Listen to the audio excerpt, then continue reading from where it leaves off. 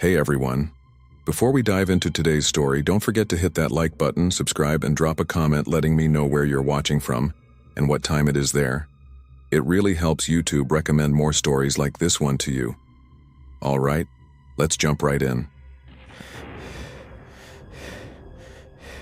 The first time I heard it, I thought it was just the old wood settling. That's what I told myself.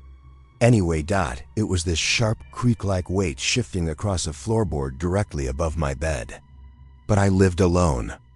In a one-story rental. There wasn't supposed to be anything above me. I remember lying there, holding my breath, waiting to hear it again. Just silence.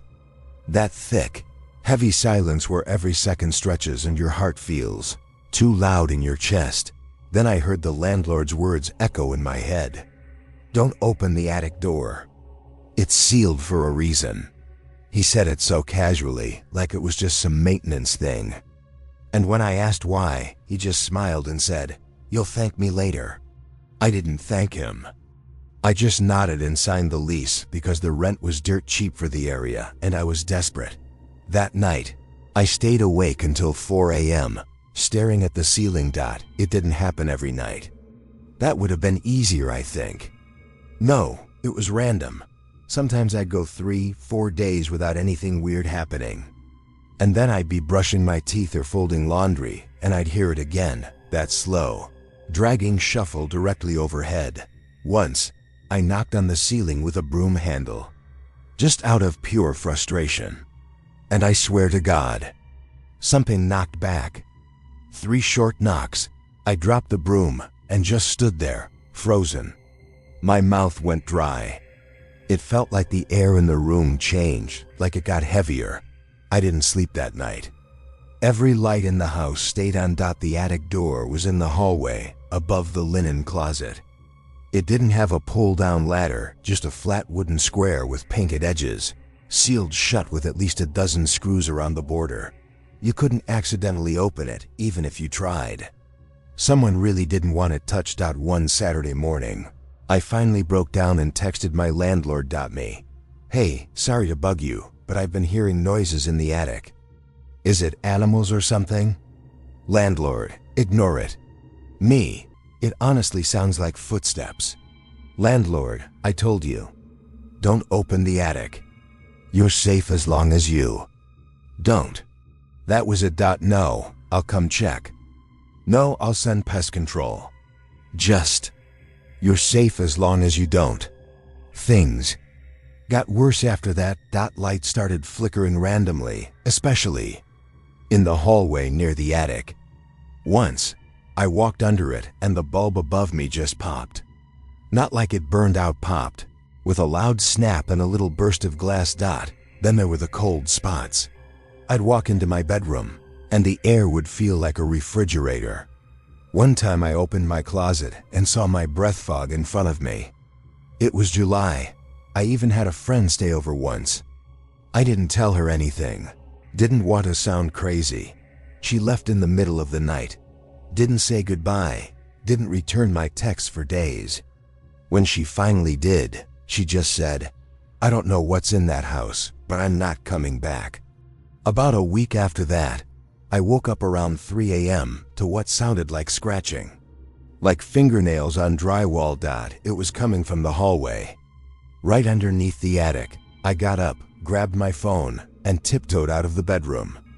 My feet were cold against the wood floors, and every step felt deafening. The hallway was completely dark, except for the faint blue glow from the bathroom nightlight. I lifted my phone and hit record, just in case. I aimed it toward the attic door, slowly inching forward. The scratching stopped. Then dash banged. Something slammed against the attic door from the inside, hard, like someone threw themselves against it. I jumped back so fast I tripped over the rug and hit the floor. My phone skittered out of my hand. Then came the breathing. I swear to you, I heard it, this heavy, wet breathing right above me. No footsteps, just the sound of something slowly inhaling and exhaling, like it was listening. I grabbed my phone and crawled back into the bedroom. I didn't sleep. I didn't even move until the sun came up. The next day, I sent the audio to my landlord. Just the breathing. No response. I called 5 times. Voicemail every time. So I did what I shouldn't have done. I called a handyman. He showed up that afternoon. Older guy. Thick gray mustache. Name was Kenny. Didn't ask many questions, just said, "Attic sealed shut? Let's see what we're working with." I followed him to the hallway and stood back while he stared up at the attic door. He frowned. "This thing's screwed in tight," he muttered. "Weird." Then, as he reached for his tool belt, he paused. "Hey, you smell that?" I sniffed. There was something. Sour, almost like rot. Faint, but definitely there. Kenny unscrewed the first corner of the panel. As soon as it cracked loose, that smell got way worse. Hit us both like a wall. Like something had died up there months ago. He gagged and took a step back. "Jesus, you got raccoons or something rotting up there." He waved for me to go open a window. I rushed to the kitchen, shoved it open, and came back. Kenny was gone. I called out. No answer. I walked down the hallway slowly, heart pounding. The attic door was still partially unscrewed. But Kenny was nowhere in the house. I even checked the driveway. His van was still parked there. I must have searched every room 5 times. Then I saw it just beneath the attic door. On the wood floor. A dark handprint. Like something wet had touched it from above. I called the cops. Told them a contractor went missing in my house. They searched for hours. Even brought in dogs. The attic? Still sealed shut when they checked it. Screws fully in place. Like no one had touched it. They told me I probably imagined the handprint. That he probably left. Walked off. But he didn't. His van stayed in my driveway for 2 more days. Then someone came and towed it away. I never saw Kenny again. And after that day, the noises in the attic stopped completely. Until last night. Part 2. The noises didn't come back for weeks. I almost convinced myself that whatever happened with Kenny was just, I don't know, stress. A misunderstanding. Maybe he really did just walk out. Maybe the attic panel really did pull. It self-closed somehow. I kept telling myself those things, like repeating them would make them true. But last night proved. I've been lying to myself the whole time. It started with the smell. I woke up around 2:40 a.m. with this sick, heavy rot sitting in the back of my throat. The kind of smell that makes your eyes water instantly. It was coming from the hallway. My room was freezing. The kind of cold that crawls under your clothes and sits against your spine. When I sat up, the air felt thick. Like the whole house was holding its breath. I knew before I even stepped into the hallway. I knew the attic was open. You know that feeling when your body realizes something before your brain does? That buzzing panic under your skin. I had that so bad my hands wouldn't stop shaking. But I still walked out there. And the second I saw the hallway, I knew I'd made a mistake. Because the attic door, the one that was sealed with 12 screws, was hanging open. Not pushed open. Not cracked out, hanging, crooked. Like someone had shoved it down from the inside with enough force to rip half the screws right out of the wood. I froze. Couldn't even breathe.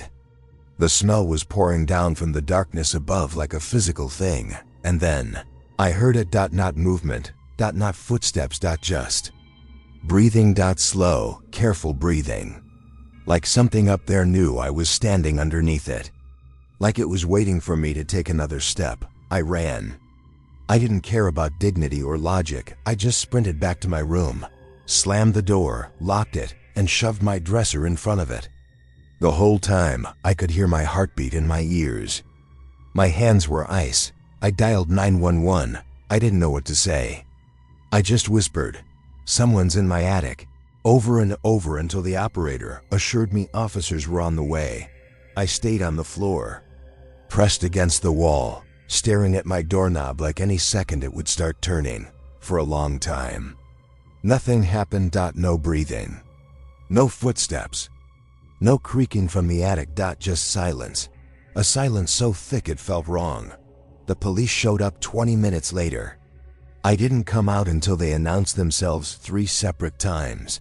They searched the hallway, the attic, the whole house. You said it was open? One officer asked. I nodded. Because it was open. I saw it, but when I followed them back to the hallway, it was closed, perfectly flush with the ceiling. Every screw back in place. My stomach dropped so hard. I had to grab the wall. The officer saw my face and asked if I was sure I hadn't been dreaming. I didn't even argue. I just sat there on the floor while they did one more sweep, then told me to sleep with the doors locked and left the second they were gone. The house felt wrong again. I kept staring at the ceiling, waiting, hoping to hear something, so at least I'd know I wasn't losing my mind. But there was nothing, just that awful silence. I didn't sleep. I sat against my bedroom door with the lights on until the sun came up. And as soon as it did, I called my landlord.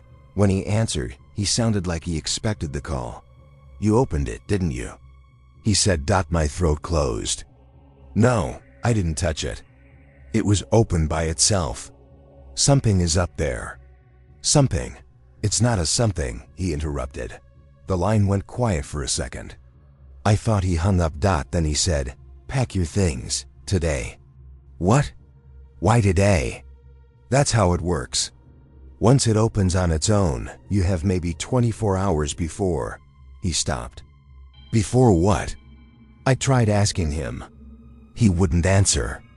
All he said was, don't stay there tonight. Then he hung up. I didn't pack. I didn't move.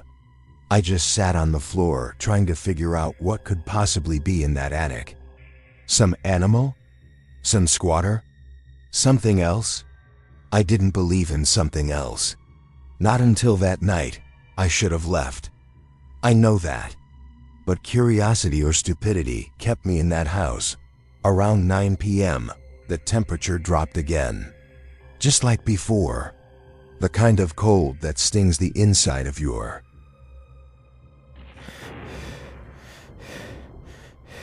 I knew something was wrong when I got my first electric bill.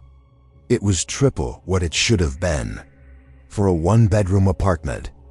With 1 tenant, me. At first, I thought it was just a mistake. I called the utility company and asked them to double-check. They confirmed everything. Address, account name, meter reading.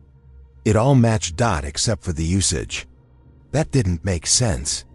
According to them, I'd been using enough power for 2 people, which would have been fine.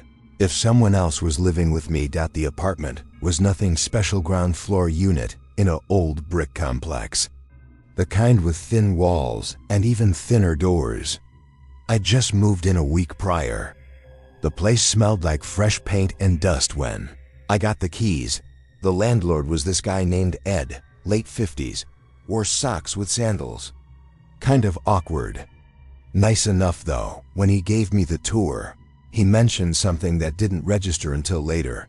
This place was leased by the same guy for almost 7 years, he said, jingling the keys. Real quiet type. Kept to himself. Bit odd, but paid rent on time. I asked what happened to him.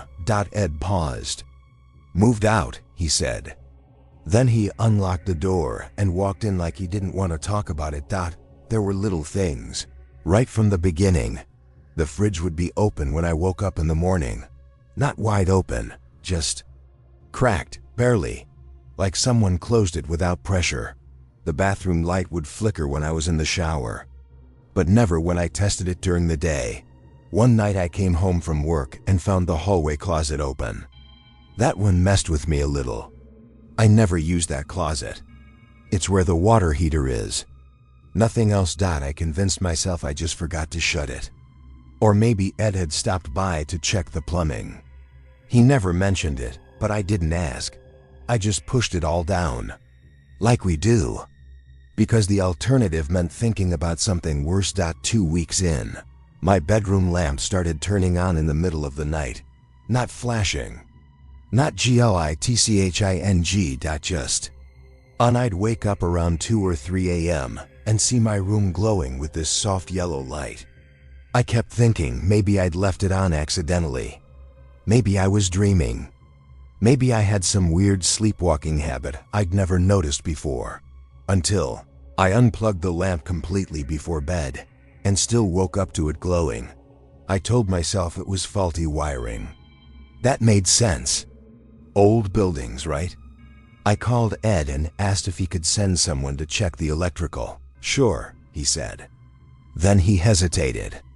Has the, closet been giving you trouble? What closet? He didn't answer. Instead, he said, I'll be by tomorrow. Don't worry about anything. He showed up with a toolbox around noon the next day. We checked the lamp together. It wasn't even warm. Totally cold. Like it had never been on. He replaced the outlet anyway. Told me not to worry. But when he got to the front door, he stopped and looked back at me. You ever feel like someone's watching you in here? He asked, almost joking. But his smile didn't reach his eyes. Honestly? I said, yeah, kind of. He nodded slowly. Holler if anything else happens. That night was the first time I heard the footsteps. They came from the kitchen. I was in bed, scrolling on my phone, trying to ignore the way the hallway always felt colder than the rest of the place. That's when I heard it. Click, click. Soft, deliberate footsteps on the linoleum. Not fast. Not heavy. But steady. Measured. I froze. My phone screen went dark. The only light came from the small LED on my smoke detector. I waited, holding my breath, heart punching through my ribs. Then silence. I got up and opened my bedroom door. The hallway was empty. Kitchen lights off. No one there, but the fridge door was open again. I bought a doorbell camera the next morning. Not for the front door, but to install inside. I stuck it on the living room wall, facing the hallway and kitchen. If something or someone was moving around while I slept, I'd catch it. That night I went to bed early, left every light off, unplugged the bedroom lamp, shut the fridge tight. At 3:17 a.m., I woke up to the sound of the microwave beeping. I didn't move. I didn't even breathe. I just lay there, under the blanket, eyes wide, listening. Beep, beep. Then the unmistakable sound of the microwave door creaking open, followed by footsteps. I wanted to scream, but I didn't. I reached for my phone with shaking hands and opened the camera app. The feed showed the kitchen, dimly lit from the appliance clock. The microwave door was open. And standing in front of it was a figure, not a burglar, not some stranger off the street. A man, mid-30s, pale, short dark hair, wearing boxers and a t-shirt like he lived there. He didn't look at the camera. He didn't look at anything. He just stood there, facing the microwave. Still. Completely still. I called the police. Locked my bedroom. Pushed my dresser against the door. They arrived 10 minutes later. By then, the man was gone. The kitchen was empty. The front door still locked from the inside. No broken windows. No sign of entry. But the microwave door was open. The police searched the whole unit. Told me it was probably an old tenant or someone with a spare key. I showed them the footage. They promised to file a report. One officer asked if I wanted to stay somewhere else. I said yes. The next day, I called Ed. Told him everything. He didn't sound surprised. He didn't sound anything. After a long silence, he just said, I should have had it cleansed before you moved in. Part 2. The word cleanse sat in my stomach like a stone. I asked Ed what he meant, but he dodged. Said he'd come by soon. Said he had things to explain. Then he hung up, leaving me alone in the living room, staring at the wall camera like it might come to life again. I didn't stay there that night. I didn't even stay an hour. I packed a bag and got a motel. Slept with the TV on, the bathroom light on, my shoes still on. Every time the AC kicked on, my chest seized up. Every shadow felt like someone standing too close. But the worst part wasn't the motel room. It was the notification on my phone the next morning. The camera had detected motion. At 4:03 m. I stared at the thumbnail for a full minute before tapping it.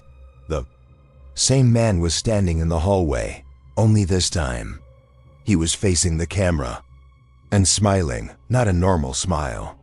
Something tight, forced, like someone who hasn't tried using their mouth in a long time. His eyes looked wrong, wide, empty, not focused on the lens, focused past it, like he knew exactly where I was watching from. Slammed my phone down on the motel bed and covered my mouth so I wouldn't scream.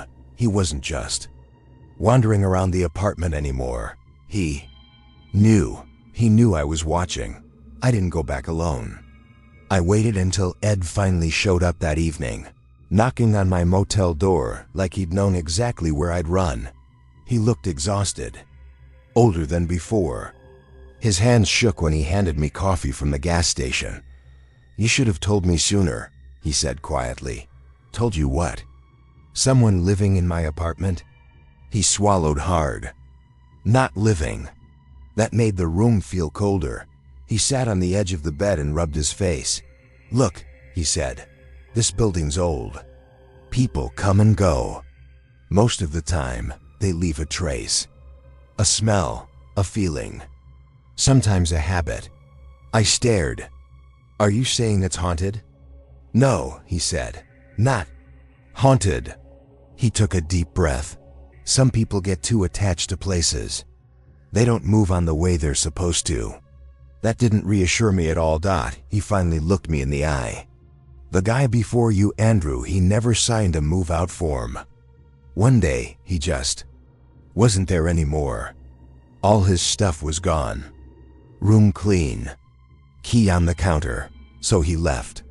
People don't leave without their car, their phone, or telling their boss. He let that sit. Police said he probably skipped town.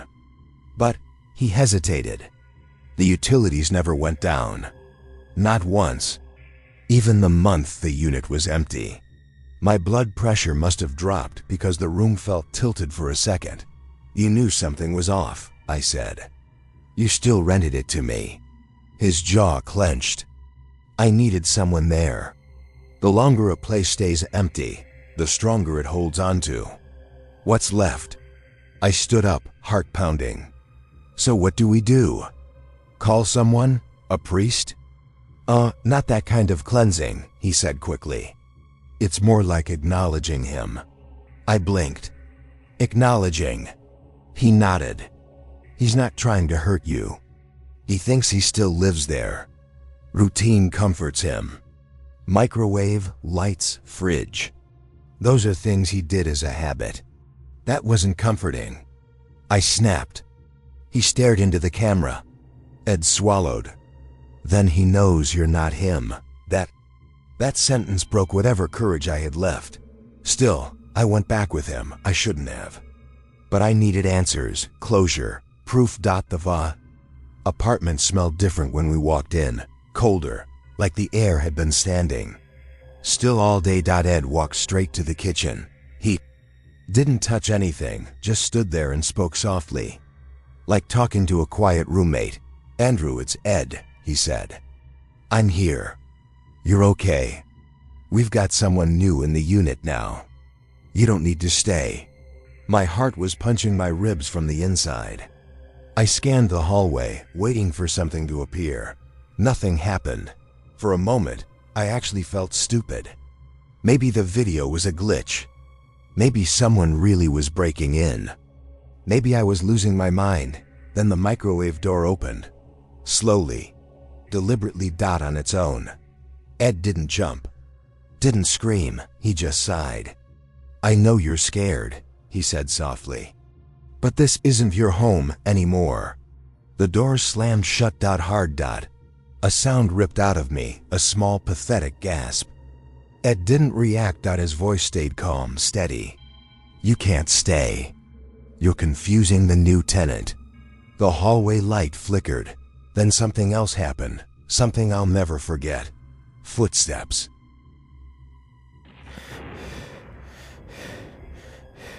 I knew it was too cheap. $800 a month, all utilities included, in a walkable part of the city. Yeah, too good to be real. But when you're fresh out of school with no savings and 2 job rejections in a week, too cheap becomes good enough. The place was a basement unit side entrance. Concrete steps down, motion light that flickered like it hadn't been changed in years. The landlord, Ray, showed me the place himself. Said he lived upstairs. You'll barely hear me, he promised. Soundproofed after the last tenant. Then he added, just don't mess with the breaker box in the back closet. That's all I ask. We shook on it. I moved in the next day. That was my first mistake. The apartment was cold. Not regular cold, damp cold. The kind that gets into your clothes and stays there. The kind that smells like something old and unfinished. I figured that was just basement life. It came with the price tag. The windows were small, barely wide enough to stick my arm out, and all of them looked up at sidewalk level. If someone walked by, I'd see their ankles and shoes. That's it. I couldn't even tell what the weather was like without going outside. It felt like I was living underground. Because I was. Still, it was livable. Until a WSN single quotes T. The first thing I noticed was the smell. It came from the back closet. The one Ray told me not to open. It started as a faint mildew scent. Then it turned musty. Like wet towels sealed in plastic. Then it became something else. Something metallic. Something sweet. I texted Ray about it. Me. Hey, there's a smell coming from the back closet. Could it be a dead mouse or something? Ray, don't open it. I'll take care of it. But he never came down. No knock. No text. Nothing. I started sleeping with my hoodie on because the cold wouldn't let up even with the heat cranked. My hands felt numb most mornings. My breath fogged up when I stepped into the bathroom. One night, I walked barefoot into the kitchen and the tile was wet. There hadn't been a leak. No sink running. No fridge issue. Just a thin trail of moisture. Leading from the back closet. I stood there staring at it, heart thudding in my chest. Something was in there. Something was seeping out. I called Ray 3 times. Straight to voicemail. That was the night I shoved a towel against the closet door and pushed my dresser in front of it. I didn't sleep. It got worse. That I started hearing sounds at night. Nothing dramatic. No banging or screaming. Just shuffling. Like bare feet on concrete. Slow, uneven, right outside my bedroom wall. I told myself it was upstairs. Ray walking around. Maybe pacing. Except the sound came from the wrong side. His unit was above mine. These footsteps came from the back wall right behind the closet. I started staying out later. Going to coffee shops, lingering in bookstores, walking long routes home just to avoid being in the apartment for more than a few hours. It was working.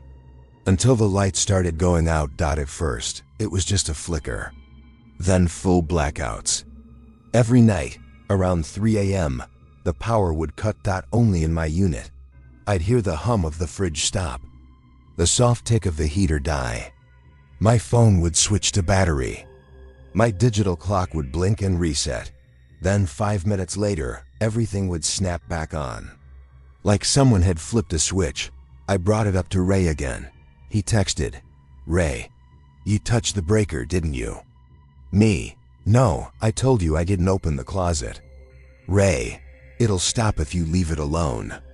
That was the last time he responded to me. The smell got unbearable. Like meat left out in summer heat.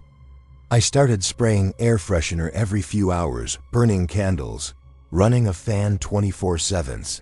Nothing helped, but the worst part wasn't the smell. Or the cold.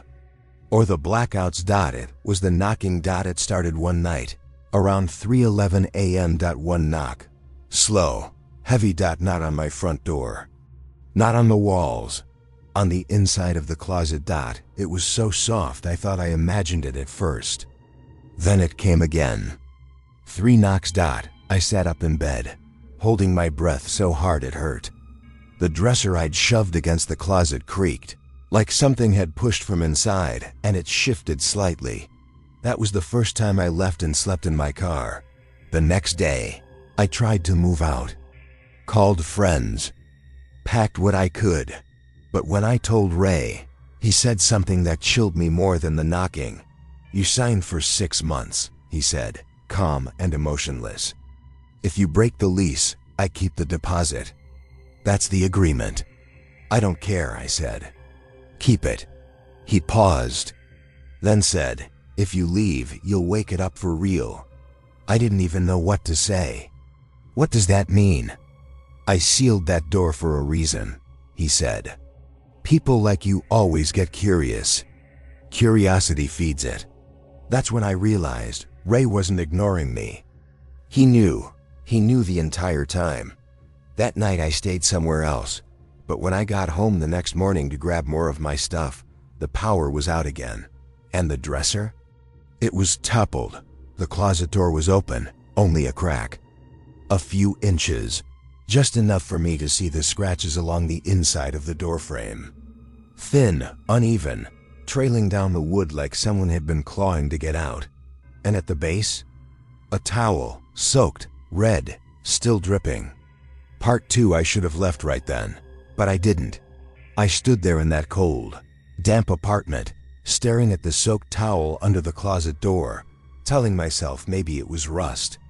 Maybe red mold. Maybe something normal, but it wasn't. The smell told me that. Sharp, sickly sweet, metallic. I backed away slowly and grabbed my keys. That's when I heard it. From the closet. Breathing. Deep. Wet. Ragged. Not animal breathing. Not wind in pipes. It was slow, like someone forcing air through lungs that had forgotten how to work. I bolted. Slammed the apartment door. Didn't even lock it. I drove aimlessly for over an hour.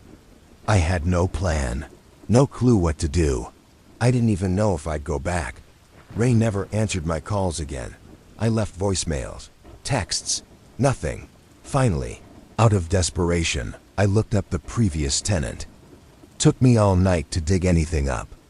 Eventually, I found a name on an old forwarding address form left in the lease packet. C. Walker. I looked him up. Dead. Found a tiny obituary in a local archive. Colin Walker, 34, passed away suddenly. No cause listed. Dated 7 months before I moved in. I stared at the date for a long time. 7 months. That's how long the unit had been empty before me. That's why it was so cheap. Ray never mentioned it. Never said a word. In Colin? He didn't die in a hospital. Or a car crash.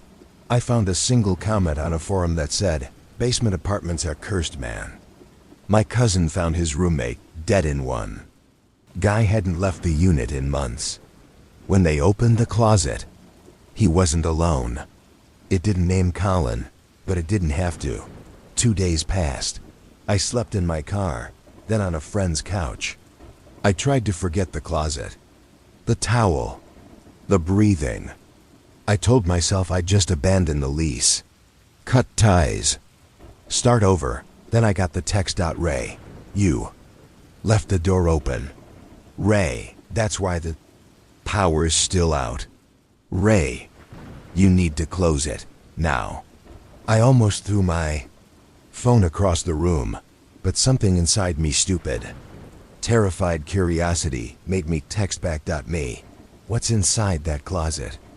Ray, it was Colin's space. He slept back there. Said the dark made him feel safe. Ray, after he died. Something stayed. Ray, you can't let it think it's welcome. I didn't reply. He sent one final text. Ray, if the door's open, it spreads. That night, I stayed in a hotel. Around 3:15 a.m., I woke up sweating. Not from a nightmare, just WRONESS. The room felt heavy. The air pressed down on my chest. I got up, turned on the light, and froze. There was condensation on the mirror, like someone had taken a hot shower. But I hadn't used the bathroom at all. Then I saw it, a single handprint, smudged into the glass, too low to be mine. And underneath it, written in the fog, "Let me stay." I drove straight back to the apartment. Don't ask me why. Maybe it was guilt, maybe fear, or maybe some part of me believed what Ray said. If the closet door stayed open, it wouldn't stop with just me. The apartment felt different when I got back. Colder, wetter, like the whole place had sunk deeper underground. The door was still cracked. Dresser on the floor. I stood there, holding a flashlight, shaking so badly I nearly dropped it. I didn't want to look inside, but I had to. I pulled the door open. At first, I saw nothing. Just black. Then, slowly my eyes adjusted. The closet was deeper than I remembered. The back wall seemed further away, and at the very end something was crouched in the corner, not moving, not looking at me. Just there. Pale skin, knees pulled to chest, head tilted sideways like it had no bones in its neck. It didn't react to the light, but I could hear it breathing. Slow, wet, rhythmic. I don't know how long I stood there, paralyzed. Then it moved. Its head turned, not toward me, just upward, toward the ceiling, like it was listening to something above. Then it whispered. Not words, just a sound, a groan, like air pushing through old lungs. I slammed the door shut and pushed the dresser back in place, sank to the floor, shaking, crying. Then I heard it, from the other side of the door. 3 soft knocks. I didn't open it again. I called a moving service the next morning, paid them to pack my stuff without questions, and left the keys on the kitchen counter. I didn't say goodbye to Ray. I didn't ask for my deposit. I just left. That was 3 months ago. I haven't had any more hotel incidents. No breathing, no handprints. But I checked the closet in every place I stay now. Always. And last week, my neighbor in this new building 3 floors up mentioned something strange. He asked if I'd heard the noise. What noise? I asked. He looked uncomfortable. Said it sounds like someone knocking, he said. But from underneath, like through the floor.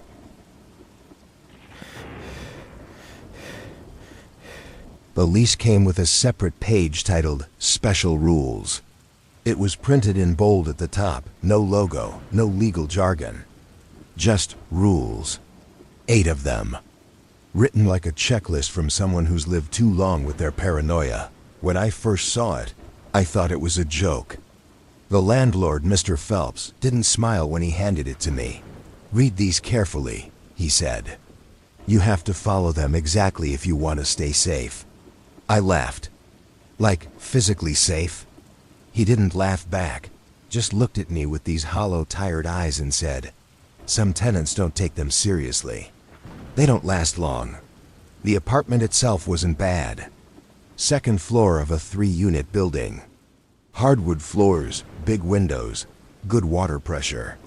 Everything looked freshly painted. Even if the layout was a bit weird, long, narrow hallway, no windows in the bathroom, and a full-length mirror mounted in the entryway that looked like it hadn't been touched in decades. Rent was cheap. Too cheap. But I was broke.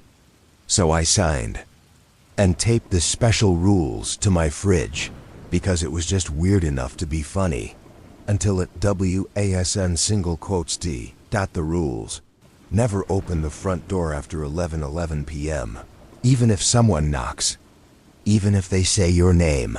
Don't use the second bathroom after midnight. The plumbing isn't the issue. Ignore anyone you see in the hallway mirror. They are not real. They are not. You do not acknowledge the man in the hallway if you pass him.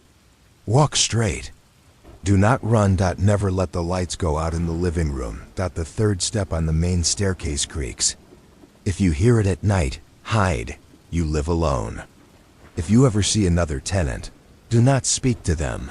If you wake up at 3:33 a.m. to the sound of breathing, pretend to sleep. I didn't take it seriously. Not at first. I thought maybe it was some psychological thing like a test. Or maybe Mr. Phelps was just eccentric. I mean, the guy looked like he slept 3 hours a night and hadn't laughed since Y2K. First night went fine. No noises, no breathing. No hallway people. Second night too. I almost forgot the rules completely. Then came the third at 3:11 a.m. I woke up to water running. At first, I thought it was just the neighbors. Then I remembered what Mr. Phelps said when he handed me the keys. You're the only tenant right now. Other 2 units are vacant. The sound was coming from my second bathroom, the one I hadn't touched yet. I lay in bed, covers pulled to my chest, listening. It wasn't the sink. It was the shower. Running. Constant. I got up slowly, heart thudding in my chest like a warning bell. The hallway felt colder than it should have. My feet were numb by the time I got to the door. I reached out, fingers just grazing the doorknob, and then I remembered rule number 2. Don't use the second bathroom after midnight. The plumbing isn't the issue. I stopped. The sound of the shower kept going for maybe another 10 seconds. Then stopped. Like it knew I was there. I backed away and went back to bed, trying to tell myself maybe the pipes were old. Maybe it was just pressure. A ghost flush or something. But my door was cracked when I woke up. I never leave it cracked. A week went by. Things were mostly quiet. I stayed out late. Slept with the TV on. Avoided the bathroom after dark. And I didn't think about the rules until I broke one. It was a Thursday night. I'd had a crap day, stayed late at work, missed dinner. When I got home, it was just past 11. I was halfway through heating up ramen when I heard it. 3 soft knocks on my front door. I froze. The microwave hummed behind me. Then a voice. Hey, it's me. The voice was familiar. I couldn't place it. But it sounded close. Like someone I should have known. I walked to the door and looked through the peephole. No one there. But the knocking came again, louder this time. I just want to come in, the voice said, still soft. Still friendly. It's cold out here. I looked at the clock. 11:14 p.m. Rule number 1. Never open the front door after 11:11 p.m. Even if someone knocks. Even if they say your name. They hadn't said my name yet, but then they did. The voice changed. Deeper. Let me in. My name. I didn't move, didn't breathe, didn't blink. The microwave beeped. And I nearly screamed. The knocking stopped. And I stood there for what felt like a lifetime. Hands shaking on the deadbolt until the fridge clicked and I realized I was still alive. I backed away. Didn't sleep. Kept every light on until sunrise. When I checked the peephole in the morning, there was a smudge on the outside of the door, like someone had pressed their face against it. I tried calling Mr. Phelps after that. Straight to voicemail. I walked upstairs and knocked on his door. No answer. The mailbox still had his name on it, but I started to wonder if he even lived there anymore. I called the number again and left a message. I think I broke one of the rules. Something knocked. I didn't open the door. Please call me back. He never did. The next night was worse. I passed the mirror in the hallway on my way to bed. I wasn't even thinking about it. Until I noticed something off. My reflection didn't move with me. I stopped. It DIDN single quotes T. It just stood there, staring. Same face, same clothes, same everything. Except the eyes. They weren't mine. They were glassy, empty, like taxidermy. I stepped closer. My reflection didn't. It tilted its head. I bolted to the bedroom and slammed the door. Rule number 3. Ignore anyone you see in the hallway mirror. They are not real. They are not you. I slept on the floor that night, facing the closet, lights on, door locked. I didn't open that hallway door again for 2 days. Part 2. By the 4th night, I was scared of my own hallway. I couldn't pass the mirror without feeling it, this low static under my skin, like electricity in the walls. I stopped looking at it entirely. Kept my head down, walked fast, never at night. But the problem is, this apartment doesn't want to be ignored. The rules aren't just there to protect me. They're there to keep everything else where it belongs. I broke rule number 5 the next night, not on purpose. I was in the kitchen making toast around 9 p.m. when the living room bulb went out. Just popped like it exploded from inside. I didn't replace it. I didn't want to go in there. Something about the dark in that room felt wrong. Like it was listening. So I shut the kitchen door and stayed in my room, promising myself I'd fix it in the morning.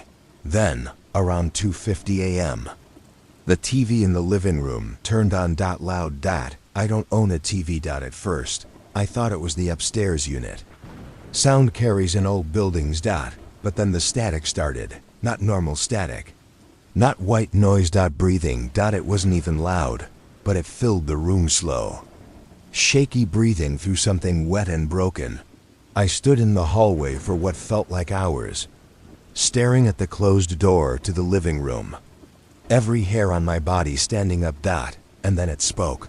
A voice warped through static. Lights off. You let me in. I backed up, slammed my bedroom door, and crawled into the closet with a blanket. Slept there like a child. Or tried to. Every few minutes the floor creaked behind the door. Someone or something was pacing. Not fast. Just enough to remind me it was there. I replaced the bulb first thing the next morning. As soon as the light came on, the sound stopped. The TV was off. The room was freezing. I don't mean cold, I mean wrong. Like the temperature dropped somewhere deeper than skin. My fingertips felt brittle. My lungs ached. I couldn't stay in that room for more than a few seconds.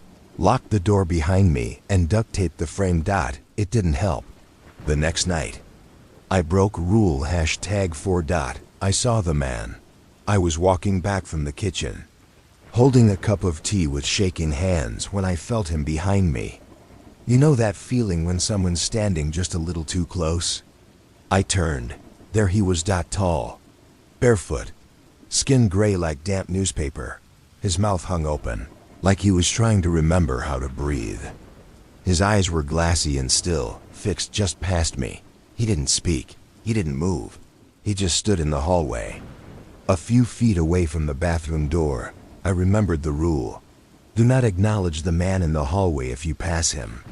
Walk straight. Do not run. I forced myself to turn back around and walk. Slow.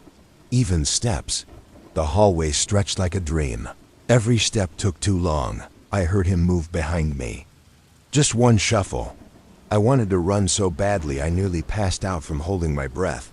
But I made it to my bedroom. Closed the door. Locked it. He knocked once. And then silence.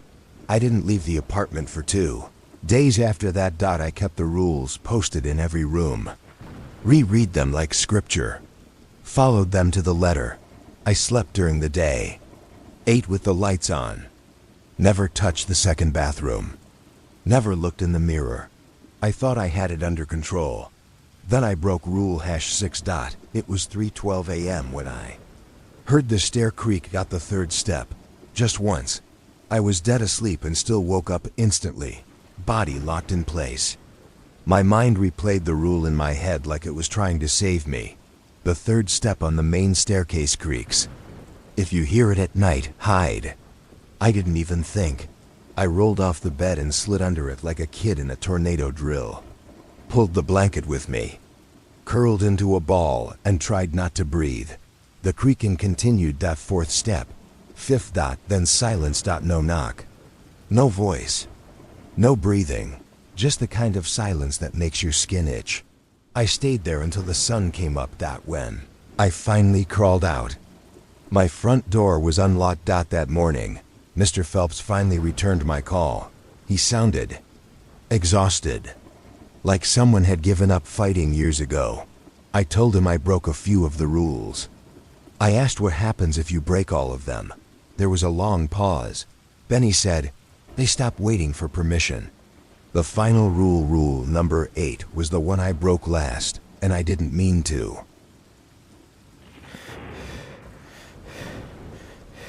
It started with scratching, not loud, not constant, just enough to notice. Like a squirrel, maybe, or a rat, except it wasn't coming from under the floorboards or the ceiling. It was coming from the walls, inside the walls, specifically behind my bed. At first, I thought I was imagining it. I just moved into this place, a little one-bedroom rental on the second floor of a duplex. Nothing fancy. Cheap carpet, thin drywall. Landlord named Carol who lived downstairs and smoked through her nose. Just don't make noise after 10, she'd said when I signed the lease. The walls are old. They carry. She wasn't kidding. The scratching only came at night. Soft at first, like fingernails dragging gently through insulation. I'd roll over, tell myself it was nothing, and eventually fall asleep. But after the third night, it changed. It wasn't just scratching anymore. It was tapping. Rhythmic, precise. 3 quick taps, pause. 2 slower ones, pause. Then 4 taps in a row like a code. I wasn't meant to understand. I sat up in bed, turned on the lamp, pressed my ear to the drywall. Nothing. No scurrying, no movement. Just a cold stillness that made the hairs rise on the back of my neck. I told Carol about it the next morning. Probably a raccoon or something, she said, not looking up from her crossword. They love getting into crawl spaces. I'll have someone check. But no one ever came. And that night, the tapping came back. Only this time, it responded when I knocked back. It mimicked me. I tapped 3 times. It tapped 3 times. I paused. It paused. I slowly tapped once. Then twice. It repeated the exact pattern. That was the first night. I didn't sleep. I pulled my bed away from the wall the next day. Put it on the opposite side of the room, near the window. Didn't help. The sounds followed. New spot, same wall. Now it sounded like something was dragging its nails in long, angry strokes from one corner to the other. I pushed my ear to the wall again. Heart pounding. There was something else. Breathing. Soft, shallow, strained. Like someone trying not to be heard. It was so faint I thought it was my own. Until it didn't match. It exhaled when I inhaled. It wasn't me. I emailed Carol again. Me. Hey, the wall noises are getting worse. I'm hearing breathing now. Any update on someone checking it out? Carol, no animals were found. Might just be pipes or old ductwork. Let me know if it gets worse. Worse? It was already unbearable. That weekend, I had a friend stay over. Maya. She's blunt, 0 filter, and has never believed in anything remotely paranormal. We got wine drunk, and I told her everything. Showed her where I heard it. She laughed. Sighed, "You've got raccoons with asthma." We crashed on the couch around 2 a.m., sometime after 3. She shook me awake. She didn't look drunk anymore. I heard it. She whispered. The scratching, the tapping, and something else. Whispering. Low, breathy syllables barely audible. She couldn't make out what it said, but it sounded like a question, and it was coming from inside the living room wall. She pressed her palm to it. Eyes wide. "Dude," she whispered. "It's cold as a freezer." Maya left in the morning. Told me to get the fuck out, and don't be an idiot about it. I almost listened, but rent was cheap, and moving costs money. And Carol swore nothing was wrong. So I stayed. Then the picture started shifting, subtle at first. A frame tilted that I swore was straight the night before. A print of a flower that had been in the hallway suddenly hanging in the kitchen. I thought I was losing it, until I found the one in my bedroom, a small black and white photo I didn't recognize. Wedged behind my dresser. It was old, faded, curled at the edges. Showed a narrow room with peeling wallpaper and a person standing in the corner, facing the wall. I couldn't see their face. Just long, unkempt hair and a filthy NIGHTGOWN. Dot, I flipped it over. Written in shaky pencil. She waits behind the walls. That night, the tapping returned. Faster, more urgent. Dot, and something new. Scraping. Like metal on drywall. I stayed awake with a hammer in my lap. I don't know what I thought I'd do with it. Around 3:41 a.m., my bedroom light turned on by itself. Dot, no flicker. No pop. Just on. Dot, and the breathing right behind the wall turned to crying. Dot, soft, wet sobs just inches from where my head rested. I screamed.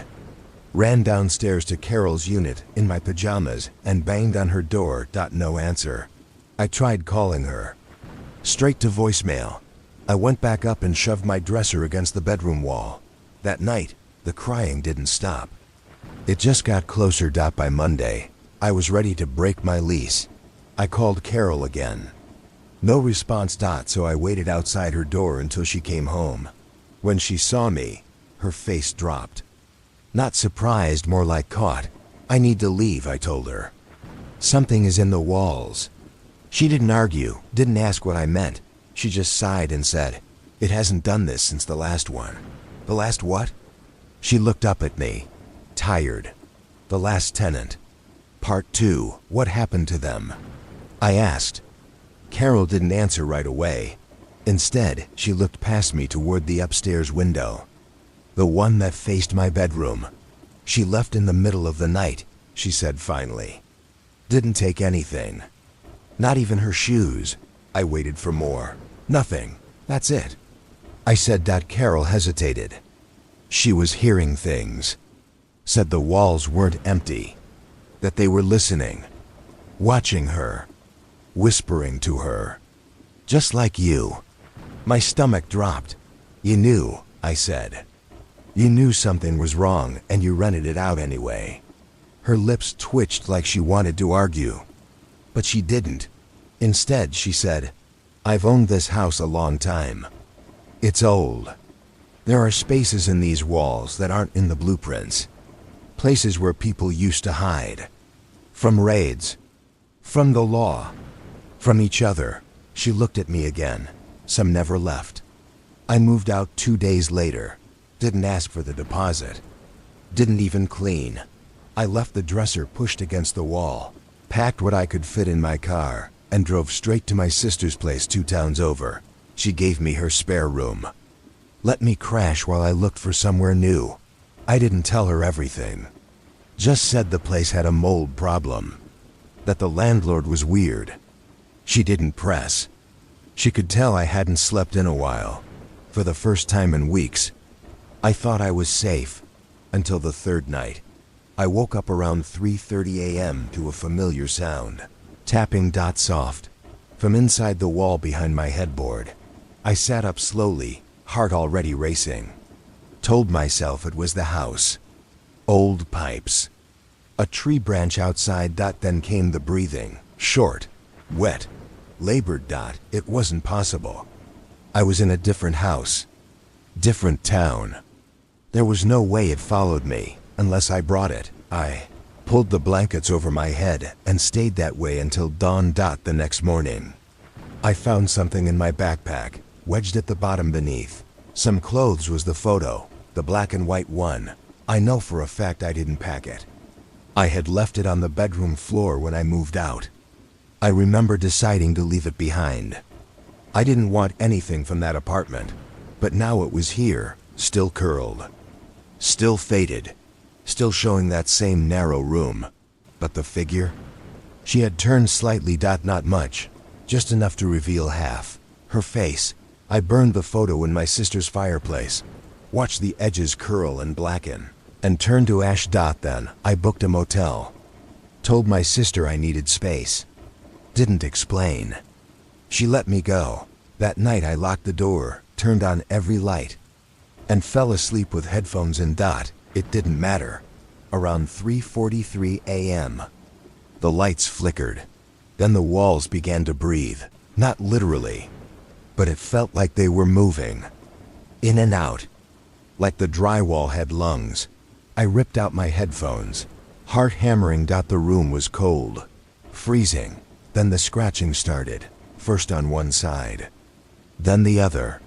Like something crawling around, searching for a way in. I backed into the corner, clutched the dresser like a weapon.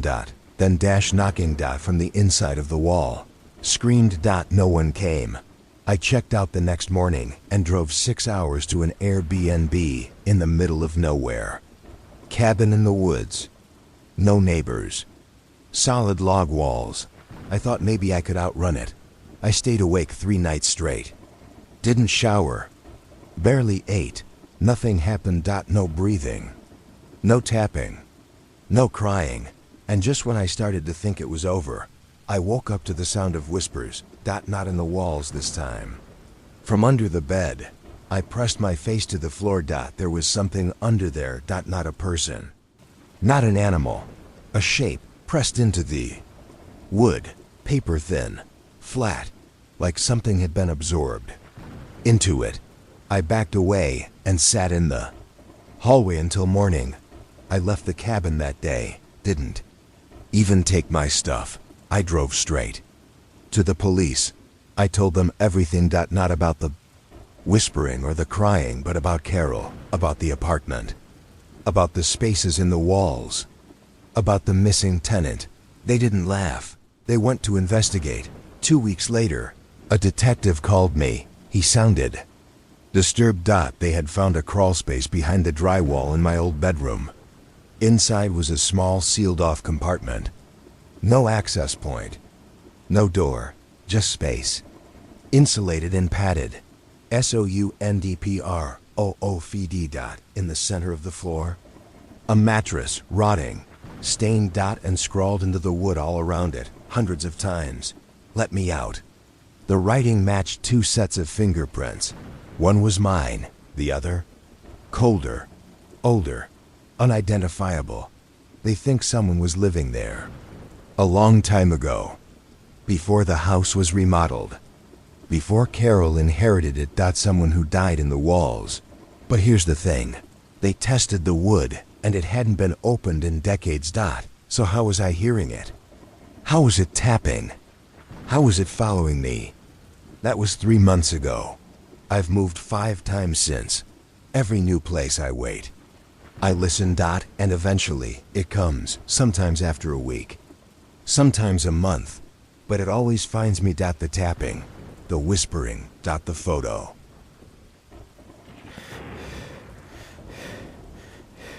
The first thing I noticed was the toothbrush in the bathroom. I hadn't even unpacked mine. Yet. It was blue, old, damp, just sitting in the holder like it belonged to someone still. Brushing their teeth every night. I stood there staring at it, slowly realizing that every single listing photo I'd seen, bright, clean, minimalist, wasn't exactly what I'd walked into. The towels weren't folded. There were shoes by the back door. And the fridge? Full, not stocked for guests. Lived in. I was supposed to be alone. I'd booked a last-minute getaway. 4 nights, off the grid. A framed cabin in the woods. Pictures were perfect sunlight through the trees, cozy reading nook, clawfoot tub. No neighbors for miles. I needed the reset. The host, Danielle, messaged me once with the keypad code and instructions. Please arrive after 3 p.m. Cabin should be clean and empty. If anything seems off, text me directly. Should be. That stuck with me. I got there around 5. The cabin sat at the end of a long dirt road, deep enough into the trees that the cell service dropped halfway up the drive. The place looked like the photo's big front windows, firewood stacked neatly, deck with a rocking chair. But when I stepped inside, something felt off. Not dirty, exactly. Just used. The air wasn't fresh, it was warm. A little stale. Like someone had taken a nap just before I arrived. There was a coffee mug in the sink. Crumbs on the counter. And that toothbrush. I opened the fridge. Milk. Eggs. Half a sandwich in foil. Maybe they forgot to clean? Maybe the last guest left late. and the host didn't get a chance to reset. I told myself it was no big deal. I sent Danielle a quick text just in case. Me. Hey. Just checked in. Beautiful place. Noticed some of the last guest stuff still here. Food, towels, toothbrush. All good, just letting you know. No response. I figured she was out of range. I put my phone on the windowsill where I had one flicker of signal, then went outside to clear my head. The first night was quiet. I read. Made pasta. Lit a fire. Played music through the Bluetooth speaker left on the shelf.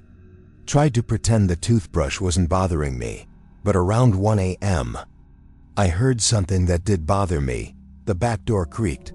I was in bed, lights off. Reading on my Kindle. The creak was unmistakable wood shifting under weight. Right outside the bedroom window, I froze. Held my breath. Tried to listen. Silence. Then. A soft knock. Not on the door, on the glass. 2 knocks. Slow. Fingertips. I sat up and looked at the window. Couldn't see anything. It was pitch black outside. But I was sure something was there. I waited. Listened. Nothing. I didn't sleep much. In the morning, I checked outside. No footprints. No signs of anyone. I told myself it was the wind. Or maybe an animal. Maybe I was just on edge because of the setting. But when I went into the kitchen, the mug that had been in the sink was gone. Not washed. Gone. I opened every cabinet. Every shelf. Nothing. I stared into the empty sink for a long time. That day, I drove into town to get reception. Still no reply from Danielle. I messaged again. Me. Hey, just want to double check that no one else has access to the cabin while I'm here. Things are being moved around. Still nothing. I checked the listing again. Still active. Still available for the weekend after mine. No reviews mentioning anything weird. I decided to stay one more night. Lock the doors. Keep my phone charged. And leave early if anything else happened. Spoiler. Something else happened. Around 3 a.m., I woke up to the sound of breathing. Not my own. It was low, ragged, like someone sleeping. But not next to me. Underneath me. The cabin was built on short stilts with crawl space beneath. I knew that, but this sounded too close. Too loud. Like it was just under the floorboards. I got up slowly, grabbed the flashlight, and tiptoed out of the bedroom. The main room was cold. My breath fogged in front of me. I walked toward the kitchen and froze. The fridge was open. Wide. Open. And standing in front of it barefoot. Hair in her face was a woman, back to me, frozen, holding something in her hand. Couldn't speak. She didn't turn. Just stood there. Slowly closing the fridge door like I'd caught her doing something private. When it latched shut. She whispered, "You weren't supposed to see me." I ran. Out the front door. Into the woods barefoot, heart in my throat. I didn't stop until I reached the car. I locked the doors. Started the engine and backed down the drive. So fast I nearly hit a tree. Drove 40 minutes to the nearest gas station before I found a signal. Tried calling 911. Nothing. So I called the host, straight to voicemail. I booked a cheap roadside motel and passed out, shaking. Didn't dream. Didn't move. When I woke up, I had one new message on my phone. From Danielle. No text. No apology. Just a photo, taken from inside the cabin, looking out the front window. And in the bottom corner of the photo, me, standing in the woods. Staring in. Part 2. I stared at the photo for so long my phone screen went dark. Then I stared at the black screen, trying to make sense of it. I hadn't stood outside that window.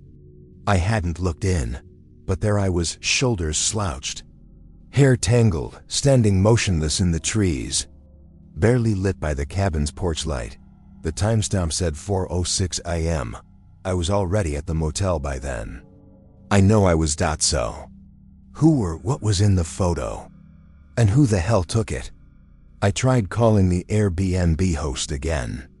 Straight to voicemail. I texted, Me. Why did you send me that photo?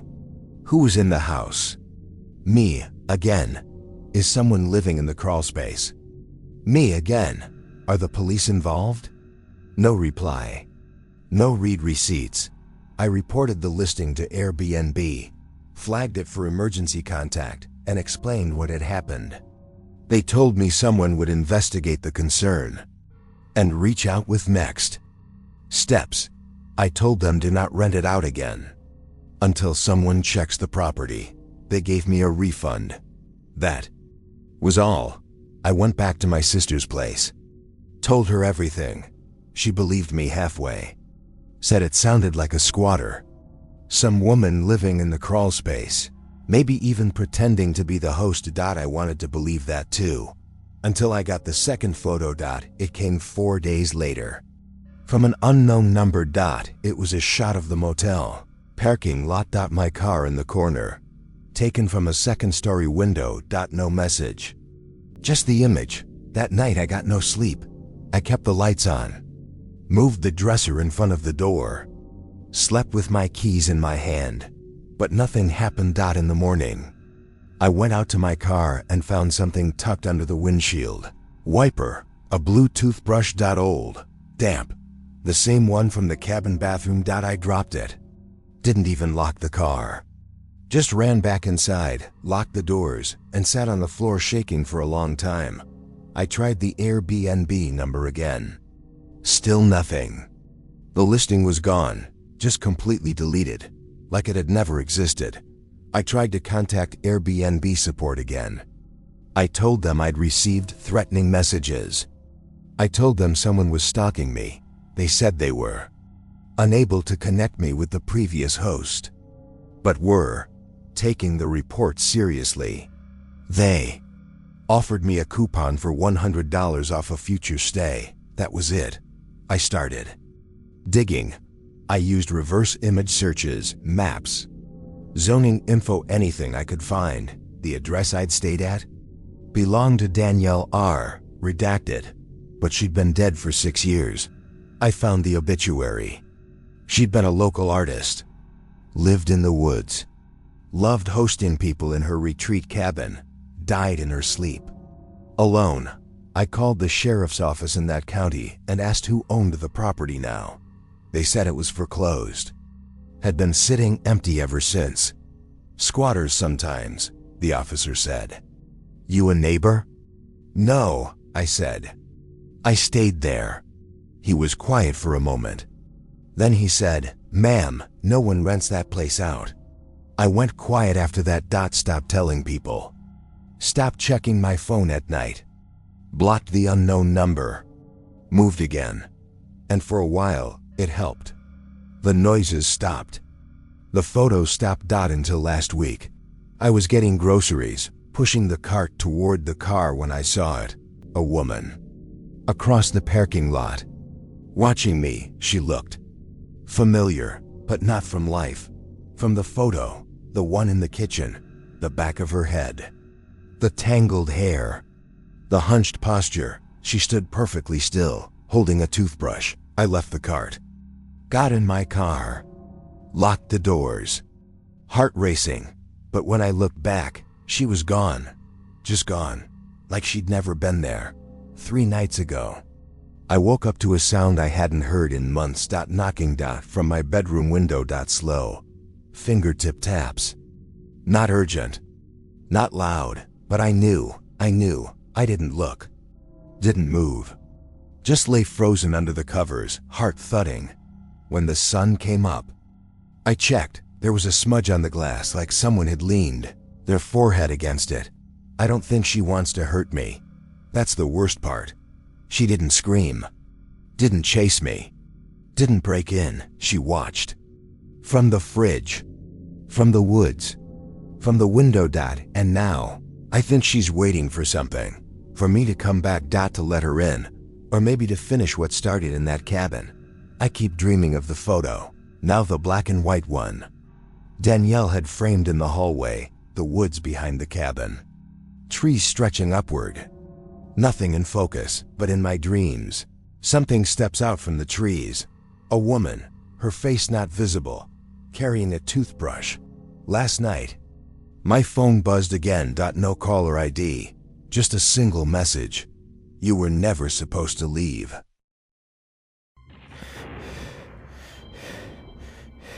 When I rented the house, the landlord told me one room was off limits. It's locked, she said. Just storage. Old stuff from my grandparents' estate. I don't want anyone going in there.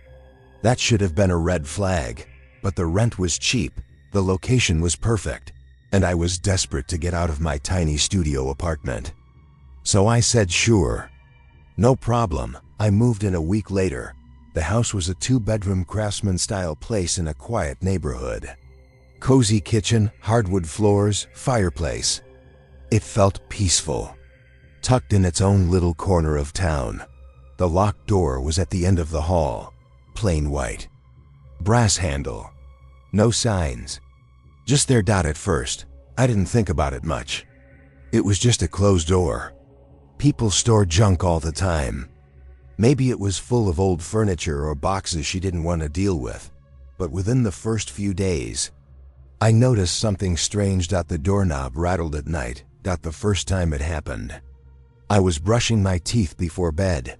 I heard it faintly, just a soft click, click, click. Like someone trying the knob from the inside. I froze. Leaned out into the hallway. Listened. Silence. I told myself it was the pipes. The old wood shifting. But then it happened again the next night. Same time, around 11:30 p.m. This time, it lasted longer, rattling. Then one short knock. Just one. I stood there, heart in my throat, staring at the door. I didn't sleep much that night. By the end of the week, the knocks were happening every night. Always after 11. Always just one knock. Sometimes followed by a soft scrape like nails dragging down the inside of the door. I texted the landlord. Me. Hey. Not trying to be weird, but I keep hearing noises from the locked bedroom. Could an animal have gotten in there? Landlord. Impossible. No vents open to that room. Just old furniture in there. Me. It seriously sounds like someone's inside. Landlord. You're probably hearing the pipes. Or settling wood. It's normal. But I knew what I was hearing. These weren't old house noises. These were intentional. A few days later, I was working late in the living room when I heard it again. This time louder. Not just the knob. Footsteps. Inside the locked room. Slow. Heavy. Pacing. I stood up, heart pounding, and crept down the hallway barefoot. I pressed my ear to the door. Nothing. Then, a whisper, muffled. Just one word. I couldn't make it out. Could have been a name. Could have been help. Could have been nothing, but it was inside. I nearly called the cops right then. But what would I say? My landlord said the room is locked, but I think there's a ghost. I went back to the couch and stayed up until sunrise. I tried ignoring it. Played music at night. Wore headphones. Tried sleeping with the TV on, but it got worse. Now I'd find things. Moved. My bedroom closet door cracked open when I was sure I left it shut. The kitchen drawer half open in the morning. And once, I found a pair of muddy footprints in the hallway. Just two, leading away from the locked door. They stopped before the living room, vanished, no trail. No smudges on the rug. I scrubbed them clean and didn't tell anyone. The final straw? I woke up one night to the hallway light on. I always turned it off. But that night, it was glowing through the crack under my bedroom door. I got up confused, still half asleep, and the moment I opened the door, the light flicked off. Just like that. Click. I stood in total darkness, chilled to the bone. Then I heard a whisper behind me, right behind me. I didn't turn around. I ran back into my room, slammed the door, and shoved my dresser in front of it. Didn't sleep. Didn't move.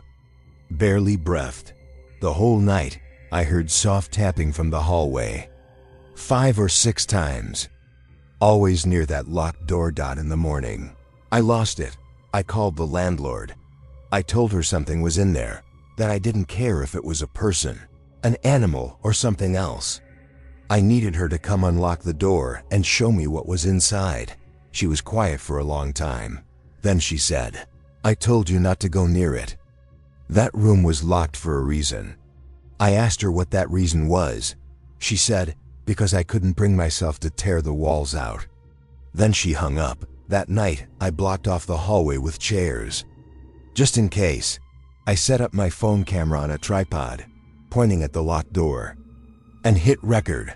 I sat in the living room, lights off, watching the screen, nothing for the first hour. Then around 2:04 a.m., movement. The doorknob turned. Fully. The door didn't open, but it twisted, like someone was about to come through. Then the camera glitched. Just for a second, when it came back on, the door was open. Not wide, just cracked, a few inches. I paused the video, rewound, played it back. The door never actually opened on screen. It was closed, then suddenly cracked open, and in the gap, something stood in the darkness. Just a sliver of a shape, shoulder, jawline, hair, hanging forward. No face. I shut off the recording and deleted it. I didn't want to know what else it caught. That was last night. I haven't opened the hallway since. I'm writing this from the kitchen. The house is silent. Too silent, and I can hear the locked door creaking open again. Only this time, I didn't hear the knob. Part 2. I didn't sleep. Didn't move from the kitchen table. I just sat there, gripping a steak knife, listening to that door creak open inch by inch. At some point around 4 a.m., it stopped. No knock. No footsteps. No whispers. Just that awful, crushing silence that feels like it's watching you. I waited until sunrise. Then I walked down the hallway. The door was wide open. For the first time since I moved in, I saw inside the locked bedroom. It looked nothing like the rest of the house, where everything else was clean. Updated. Lived in this room was frozen in time. Peeling floral wallpaper. Broken blinds. Faded carpet covered in stains. A twin bed pushed into the far corner, mattress bare, stripped to the coils. On the wall across from the door was a full-length mirror, tall, cracked in one corner, and scrawled across the wall, in what looked like charcoal, or maybe something darker, was a single phrase, "I'm still here," over and over and over. Dozens of times. Some lines faded. Some bold, some smeared, like they'd been written with shaking hands. My knees nearly gave out. But what stopped me cold wasn't the writing. It was the sound. Breathing. Coming from the closet. I backed out of the room, shaking, heart hammering. Grabbed my phone. Called the landlord again. She actually answered this time. I didn't yell. Didn't scream. I just said, "You need to tell me what happened in this house." There was a long silence. Then she said, "You opened it, didn't you?" "Yes," I said, "because it opened itself." Another pause. Then she told me, 10 years ago, her younger sister lived in that room, had just turned 21.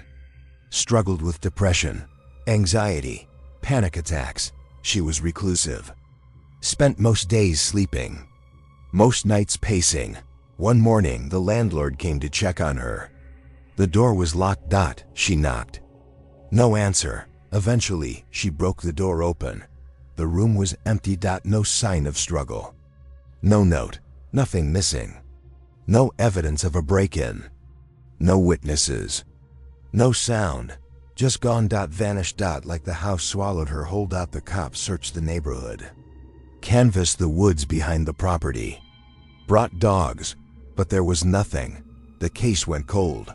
She never left that room, the landlord said. I know it. She never told the next few tenants. Most didn't stay more than a few weeks. Always complaining about noises. Breathing. The door. One even said she saw someone standing behind her in the mirror, but when she turned around, no one was there. After that, the landlord locked the room, tried to pretend it didn't exist, until I moved in. I told her I was done, that I was moving out today. I didn't care about the deposit or notice or lease terms. She didn't argue. She just said, if the door won't close again, don't try to force it shut. It doesn't like that. I packed fast, threw everything into bags, skipped the boxes, didn't care about dishes or food in the fridge. When I passed the open bedroom door on the way out, something made me stop. The mirror, it looked like it had been wiped clean, like someone had dragged their palm across the dust. And in the reflection I saw someone standing behind me. Not close, just barely visible in the hallway. A girl. Hair covering her face, bare feet, skin, wearing what looked like a hospital gown. I turned around. No one there. When I looked back at the mirror, it was empty. I didn't run. I didn't scream. I just left, tossed the keys in the mailbox, drove to the next town, booked a motel, sat in the parking lot for 30 minutes before I could stop shaking enough to walk inside. I thought I was done. But last night, around 11:30 p.m., I woke up to a sound. Click, click, click. The doorknob to my motel room. Someone trying it from the inside. I stared at it, frozen. Then came the knock. One single knock. Soft. Familiar. I turned on the lights, checked the door. Locked. Then I checked the closet. It was cracked open, and from inside, I heard it breathing. I left again. New town, new motel. No forwarding address, no social media, new phone number. But I can still feel her. Like she got out when I opened that door. And now she's following. Last night, I checked into a cheap rental just off the highway. Guy gave me the key, said it had just been cleaned. No one had stayed there in weeks. The place looked fine, except for one door, plain white, brass handle, wouldn't open. When I asked what it was, the man shrugged and said, storage, I think. Don't worry about it. Locked for a reason.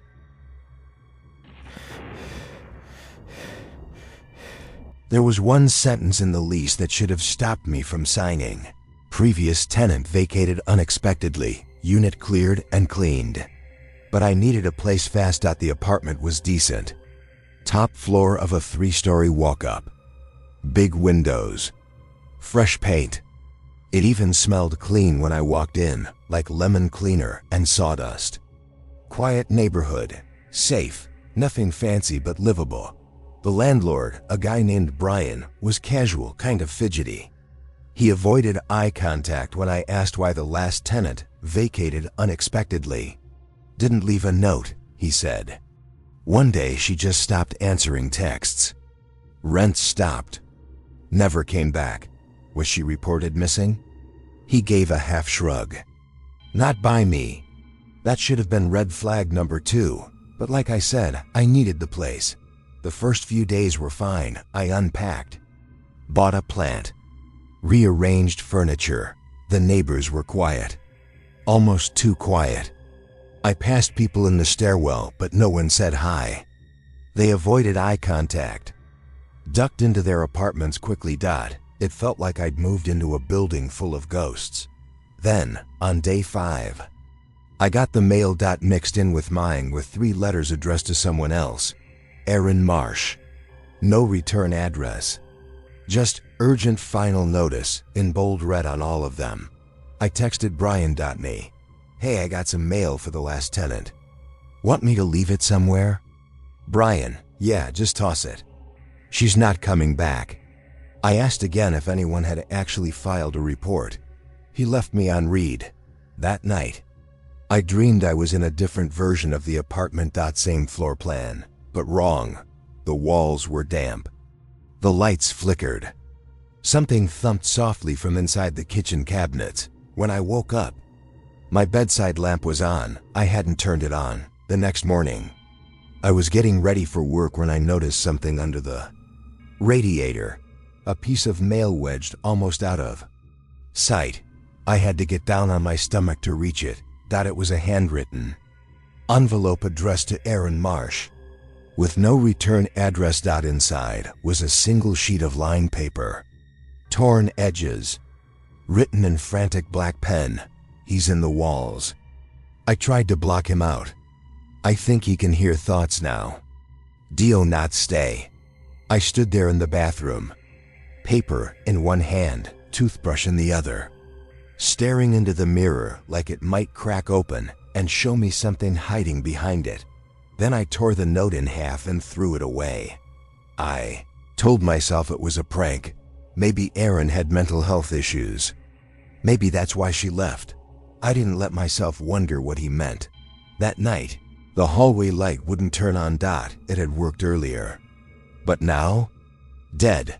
I stood under it, flicking the switch back and forth until I heard a sound from inside the wall. A soft scrape, like something dragging its nails across drywall. Not mice, not pipes. Deliberate. Then came the whisper. Not a word, not even a voice, just breath right behind the drywall. I stepped back fast, almost slipped. My legs felt numb. I slept with the bedroom door locked, light on, covers up to my ears. I didn't move until morning. I texted Brian again. "Me. I'm starting to hear noises from the walls. Should I be worried about mold or animals?" He replied an hour later. "Brian, it's an old building. Wood expands, ducks settle. Try a white noise machine." But the next night, the tapping started. 2 short taps behind the bathroom mirror. I froze, staring at my reflection. It came again. 2 taps. Then 3.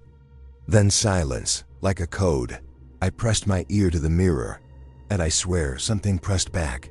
Not hard, not loud, just presence, like someone leaned forward on the other side of the glass. My breath caught. I backed out of the bathroom and closed the door. I didn't go back in until the sun came up. The mail kept coming for Erin. 5 letters in 1 week. Some looked medical. 1 was from a debt collector. 2 had no return address at all. I stopped throwing them out. I started stacking them in a shoebox in the kitchen. And every morning when I woke up, the box had been moved. Never far. A few inches to the left or right. Once, I found it in the living room, but it was never where I left it. One night, I woke up to the sound of crying. Not loud, not even obviously human. Just soft, muffled sobs coming from the far wall near the radiator. I didn't get up, didn't speak, just pulled the covers over my head and waited. At some point, I fell asleep. And in the morning, there was a note slid under my bedroom door. Lined paper. Same handwriting as before. "He's starting to notice you." Part 2. After I found that second note, I stopped pretending everything was fine. I slept with the lights on, left the TV playing static, moved a chair against my bedroom door each night, just for peace of mind. The crying from the walls happened again. So did the tapping. I started keeping a log of it. Times, patterns, duration. It was always between 2:50 a.m. and 3:20 a.m. Always coming from the same section of wall between the kitchen and the hallway. I even knocked back once. 2 quick taps, something knocked back. 3 slower. Like it wanted to show me it understood. I brought it up to one of my neighbors, the woman in 3B. Annette. She opened the door only halfway when I knocked, peered at me like she was expecting someone worse. "Did you know Erin?" I asked. She nodded once. "She lived in your unit before me, right?" Another nod. Then she said, "You should leave." Her voice was flat, not urgent, not emotional, just a fact. I asked her why. She said, "Because he doesn't like new people." "Who?" She didn't answer, just shut the door in my face. 2 nights later, I lost power. Not in the whole building, just my apartment. Lights flickered, then died. I grabbed my phone, turned on the flashlight, and walked to the breaker box in the hallway closet. Everything looked fine. All switches on. No smell of burning, no sign of anything wrong. That's when I noticed something strange. Crack in the drywall behind the water heater. Thin, vertical, almost hidden behind some pipes. I held my phone closer and realized it wasn't a crack. It was a seam. A panel that had been sealed over, badly. There were fingerprints in the dust around. It smudged. Fresh. That was when I finally called the police. They didn't take it seriously at first. Just another tenant freaking out in a shitty old building. But when I showed them the panel, the notes, the mail all addressed to someone who vanished, they called in someone from missing persons. They opened the wall, and behind it, a crawl space, maybe 3 feet wide, 6 feet tall, completely dark. At the very back, lit by a flashlight beam, was a pile of clothing, torn, moldy, covered in dust, and taped to the wall above it was a single photo. Black dash and dash white. Of a woman sitting on the floor. Hands around her knees, eyes wide open, looking straight into the camera. The cops wouldn't confirm it was Aaron, but I knew that so did Brian, the landlord. He stopped answering my calls after that. His number went out of service. The building management company took over. Said he'd resigned without notice.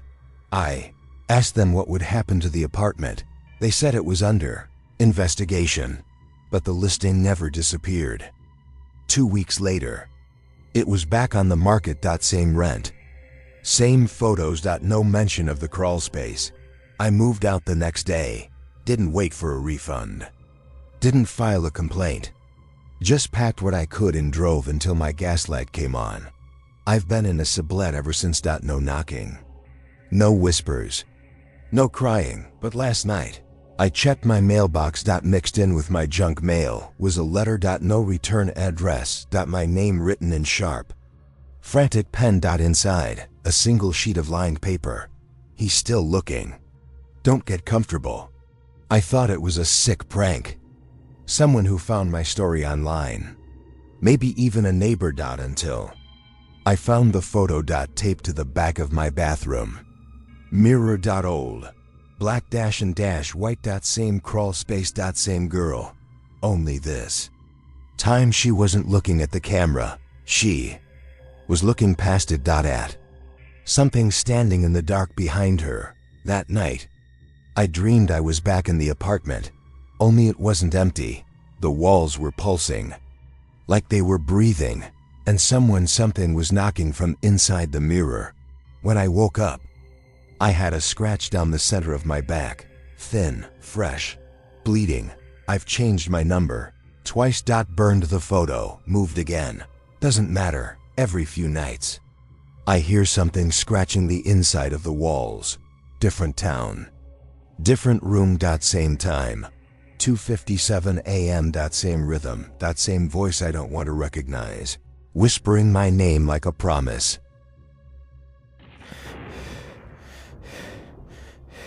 The building had a working elevator. That was the selling point. I'd been walking up 5 flights of stairs in my last place and swore my next apartment would have an elevator, even if it was ancient and smelled like metal and mildew.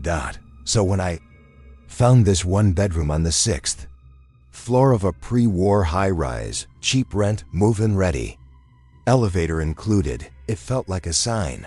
Just one thing, the landlord told me as he handed over the keys. Don't use the elevator after midnight. I laughed. Seriously? He didn't laugh back. Not a joke. Doesn't matter how tired you are or how many groceries you're carrying, if it's after 12 a.m. Take the stairs. I stared at him. What happens if I don't? His mouth twitched. Just don't.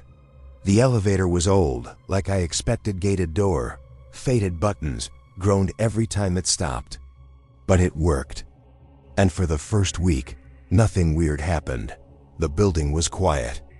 Mostly older tenants who kept to themselves. Nobody made eye contact in the halls. I rarely saw anyone else on my floor. But every now and then, when I passed the elevator at night, I'd feel it. That slight pressure in the air. Like it was watching me. The first time I slipped up, it was accidental. I'd gone out with friends, got home at 12:08 a.m., didn't even think. I was carrying takeout in one hand, my phone in the other, pressed the button. The doors opened like always.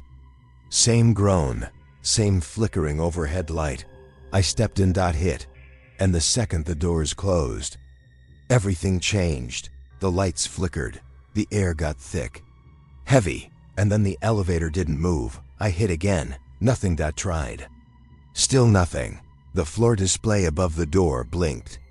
Not a number, just the letter. It stayed there for 5 seconds. Then the elevator started to move. It didn't feel like going up or down, more like sinking. The air pressure shifted, and my ears popped. Then it stopped. The doors slid open. I expected to see a floor, hallway, apartment doors, but it wasn't like any floor I'd seen in this building. Everything was wrong. The hallway was longer, the ceiling lower, the wallpaper faded and peeling like it had been rotting for decades. The lights overhead buzzed violently like they were straining to stay on. And the smell? Like old water and something sweet underneath. Rotting sweet.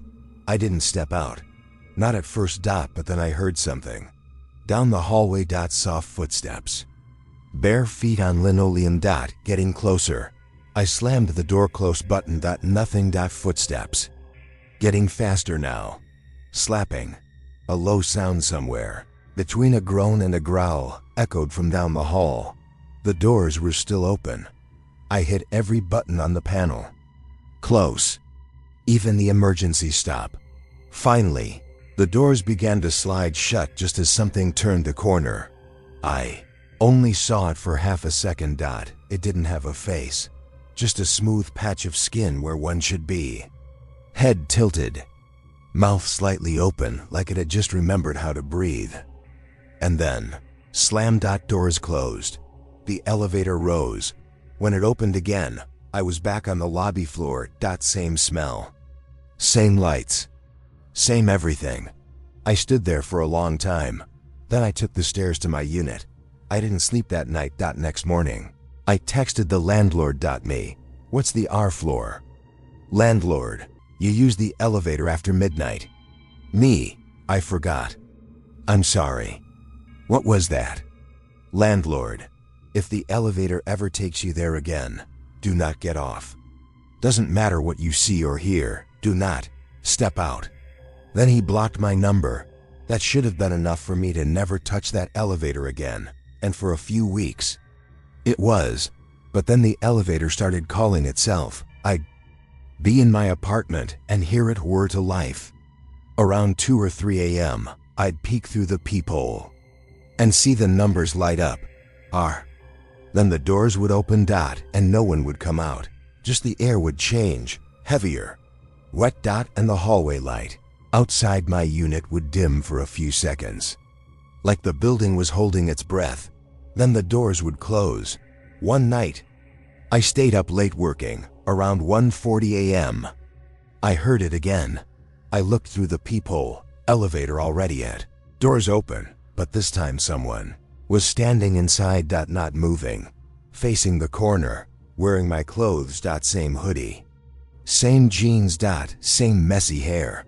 They turned their heads slightly, too slightly, and I saw they didn't have eyes, just smooth, blank skin stretched over empty sockets. The lights flickered. I stumbled back from the door, and when I looked again, they were gone. That was when I started leaving the building during the day, staying in libraries, coffee shops, anywhere but home after dark. And every time I came back, I took the stairs, even when I was dead tired. Even when it hurt. I followed the rule, until last night. I came home late, arms full of groceries. It was 11:58 p.m. I stood in front of the elevator and stared at the button.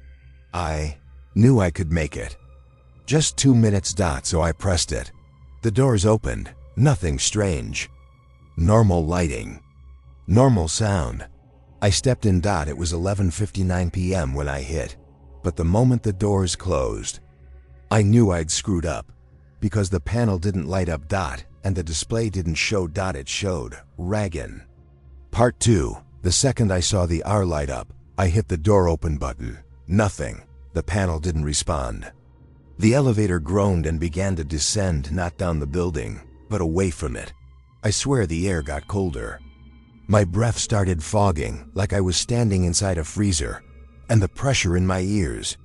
It felt like I was being pulled somewhere. The lights flickered, then went out entirely. For a full 10 seconds. I was surrounded by darkness and mechanical hum dot, then dash ding dot, the doors opened. I wasn't in the lobby. I wasn't in the basement. I wasn't anywhere that belonged to this building. The floor in front of me stretched into a corridor I'd never seen before. Longer than any real hallway could be. Too narrow. Walls warped like the paint was sliding off in sheets and curling at the edges. No doors. No windows. Just that smell again, sickly sweet. Like overripe fruit rotting in a sealed bag. And then I saw something move at the end of the corridor. Just a flicker. A silhouette. It disappeared before I could register what it was, but I knew I couldn't stay here. I slammed the closed door. Button. Nothing. The elevator wouldn't respond. I tried every button. Nothing. The air grew heavier. The kind of heavy that makes your chest feel too small for your lungs. My heart was pounding so fast it hurt. And then I heard footsteps. Not from the hallway. From behind me. Inside the elevator. I turned around slowly. There was a shape in the corner, pressed into the shadows like it had been there the whole time. I couldn't see its face, but it was taller than me, thin, bent forward slightly like it had too many joints. Hands twitching at its sides like it couldn't decide what to do with them. It didn't move toward me. Just trembled. As if it was trying not to move. I couldn't scream. Couldn't breathe. Then it spoke. Not out loud. Inside my head. Just one word. Stay. I don't know what broke me out of it. Maybe survival instinct. Maybe something deeper. But I shoved my hand against the panel, punching every button. Slamming my palm against the metal until something sparked. The lights flickered. Then the panel lit up. The elevator lurched violently. The shape in the corner jerked like a glitch in a video game. Flickering, and then it was gone. The doors slammed shut, and I felt the elevator rise. When the doors opened again, I was back on my floor, hallway normal. Lights on, but my groceries? Gone, like they'd never existed. I stepped out, turned around, and looked at the panel. No R. No sign anything had happened. I packed a bag that night, didn't sleep. Didn't even sit down. By morning, I was on the phone with another landlord, begging for a short-term sublet. I told him I didn't care about the rent, didn't care about the location, I just needed out now. I moved out the next day. Left my furniture, my clothes, everything. I didn't even tell anyone where I was going. I've been sleeping in a tiny studio ever since. 3rd floor. No elevator. Just stairs. I thought I was done with it. Until last night. I came home late. Long day, bad weather. Groceries in both arms. I reached the front door of the building, and there was an elevator. I stopped cold. There hadn't been one when I moved in. I remember that. But now, it was there. Old. Brass doors. One flickering button. No floor numbers. Just a single black letter. Read it and press it. Didn't go near it. I used the stairs. But all night, I heard it. The din as it reached my floor. The creak of the doors, opening. Soft. Patient footsteps in the hallway, never knocking. Never speaking, just waiting. I tried to report it to the landlord, he said. There is no elevator in that building. I went outside. Looked again. Gone. No doors. No panel. Just wallpaper where it had been. But that smell. Still there.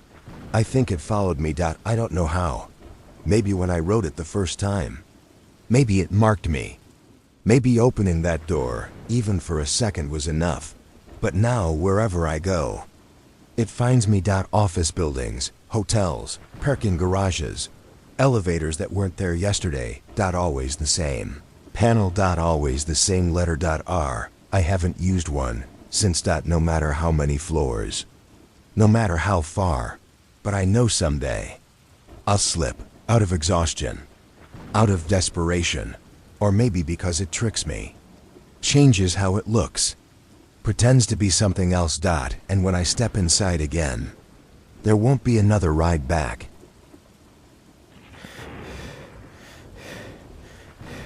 I started hearing the knock my first week in the new apartment. Always at 2:42 a.m.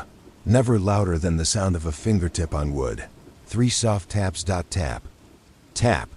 Tap. I thought it was a neighbor at first, someone confused about the doors. The complex was old, all the units looked the same, and people came home drunk on weekends. But the knocking happened every single night. Same time, same rhythm, same careful patience. Every night at 2:42 a.m. My door. The apartment itself was nothing special. A 1-bedroom above a boarded-up gift shop, brick walls, radiator heat, windows that whined when you opened them. But it was cheap, and I'd just gotten out of a messy breakup. I needed space, quiet, somewhere to reset. Except the nights weren't quiet. Not with the knocking. And not with what came after. The first time I opened the door, it was out of irritation. It was night 5. I'd been tossing and turning, trying to ignore the taps, imagining some idiot with the wrong apartment number. I checked my phone. 2:41 a.m. 1 minute early. I sat up, holding my breath, waiting. Right on schedule. Tap. Tap. Tap. Sharp enough to cut through sleep. Soft enough to sound intentional. I threw the blanket off, stomped to the door, and unlocked it. Hey! Wrong. Nobody was there. The hallway was dark, still, silent. Just that old building smell. Dust, radiator heat, something faintly metallic.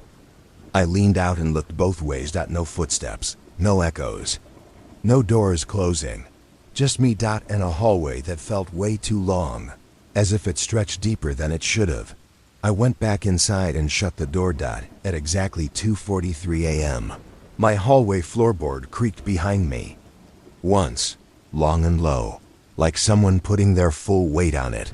I didn't sleep again until the sun came up. The next day at work, I blamed it on exhaustion, stress, the breakup, move and anxiety. All the normal stuff. But by the following night, when the knocking came again, same tatter, I didn't move from the bed. I just lay there, staring at the ceiling, listening. After the third tap, something slid gently across the outside of my door. Not scratching, not walking. Sliding. Like fingers dragged lightly across it, from top to bottom. Slow, deliberate. The air in the apartment got colder. I hid under the covers like a child. Over the next week, the knocking never stopped. Always 2:42 a.m. Always 3 taps. But what changed was what happened after. Some nights, I heard footsteps. Soft, slow, like someone pacing the hallway outside my unit. Other nights, the footsteps were inside, right outside my bedroom door. Once, I heard breathing, low, ragged, so close I could almost feel it stirring the air. I shoved towels under the bedroom door to block the gap. Slept with a heavy dresser pushed in front of it. Didn't matter. At 2:42 a.m., something still knocked on the front door, then walked away. Then came back, routine, like it was making sure I was awake. Like it wanted my attention. On the 10th night, I set up my phone to record the hallway. I propped it on the TV stand, pointed at the door, hit record, and went to bed. Same routine. 2:42 a.m., 3 taps. I didn't get up. Didn't answer. In the morning, I checked the footage. The video showed my door. Nothing else. The timestamp ticked over to 2:42 a.m. No person, no shadow, no movement, but the wood of the door flexed inward with each knock. Like pressure from the outside. Like someone unseen was touching it. Right after the third knock, the camera glitched. Black frames, 3 seconds missing. When the video came back, the door was open. Just an inch and across the floor. Close to the bedroom door, a wet footprint. Small, bare, pointing toward my room. I stopped the video. Closed the phone. Sat on the kitchen floor until I stopped shaking. That wasn't possible. I had locked the door. I always locked the door. And if it had opened, I would have heard it. Wouldn't I? That night, I nailed the deadbolt shut. Literally. Hammer, nails, metal jammed so tight the door couldn't open even if someone kicked it. Wedged a chair under the handle. Pushed the shoe rack in front of that. Drilled the chain lock into the frame with extra screws. Nothing and no one was getting in. At 2:42 a.m. I woke up anyway. Not to knocking. But to the sound of my closet door opening. Slowly. Creaking on its old hinges. I sat up in bed. Breath trapped in my throat. The room was dark except for the soft blue glow of my phone charging on the nightstand. I could see the outline of the closet door. Half open, and from inside it, 3 soft taps. Tap. Tap. Tap just like the front door. Identical. Rhythmic. Patient. My whole body went numb. I wanted to scream. I couldn't even swallow. Then I saw it. A shape. In the gap of the closet door. Not stepping out. Not moving. Just standing, shoulders hunched, head tilted. Breathing slow and wet, like its lungs were wrong. I shut my eyes, pressed my hands over my ears, and stayed that way until the sun came up. When I finally looked again, the closet door was shut. As if it had never opened at all. I called my landlord, told him something was breaking into the apartment. He was quiet for a long time. Then he said, "You're not the first tenant to tell me that." My mouth went dry. "What do you mean?" "The last guy." He cleared his throat. He left after a month. Said someone kept knocking at night. And this is going to sound insane. He said someone was coming from inside the apartment itself. What happened to him? He moved out. Stopped answering my calls. A pause. But I found all the bedroom doors screwed shut when I came to inspect. Everyone. Like he was trying to keep something out. Or in. What do I do? I asked, voice shaking. The landlord hesitated. Then said, "Just don't open the door. Not the front one. Not the closets. Not at night. Ever." Last night, I didn't sleep at all. The knocking came again. 2:42 a.m. Not from the front door. Not from the closet. From under my bed. Soft. Close. Too close. Tap. Tap. Tap. I sat there frozen, tears leaking down my face without me even realizing. Then something. Whispered. Not words. Just breath. Under the bed. Like someone was lying there, listening to me breathe in the dark. Part 2. I didn't move. Not when the whispering started. Not when something shifted under the mattress, slow, deliberate, like a body adjusting its weight. I just lay there, frozen, staring at the ceiling, teeth clenched so hard my jaw ached. The whisper wasn't a voice. It was breathing, dragged through something wet. Like whoever or whatever was crouched beneath me didn't know how lungs worked. Tap, tap, tap. The knocking came again. Inside my bed frame, like it knew I was awake. I finally snapped. I rolled off the mattress, hit the floor hard, scrambled backward so fast I slammed into the dresser. My elbow cracked against the wood, pain shooting through my arm. But the second I was off the bed, the knocking stopped. And all I heard was silence, thick, watching, waiting. I grabbed my phone with shaking hands, turned on the flashlight, and leaned as far as I could without getting close. The beam illuminated the wooden slats. Dust. Old socks. Nothing else. No person. No animal. No space big enough for anyone to hide. But the dust pattern, it was wrong. Like something had dragged itself in a slow circle, carving a wide, smeared shape into the floorboards. I backed out of the room and slammed the door. I called my landlord again. He didn't pick up. I called him 5 more times. Voicemail every time. I didn't want to call the police. What would I say? A thing without a face is knocking under my bed every night at 2:42 a.m. I ended up pacing the living room until sunrise. Every light on, clutching the hammer I'd used to nail the deadbolt. At 7 a.m., the landlord finally texted back. Landlord. Did it come back? Me. What is it? Landlord. No one knows. Just don't open any doors at night. Me. It was under my bed. Landlord. Then it's getting worse. That was all. Just that. It's getting worse. I didn't stay the night. I booked a motel 2 towns over, threw clothes in a bag. Left the rest. I didn't care. I just needed to be anywhere but that apartment. The motel was basic, ugly, a faded comforter, buzzing AC unit, bathroom fan that rattled. But it was quiet. So quiet that when I finally fell asleep that night, the silence felt like safety until 2:42 a.m. Tap, tap, tap. Not on the door, on the motel window. A soft knock, fingertips on glass, same rhythm, same patience.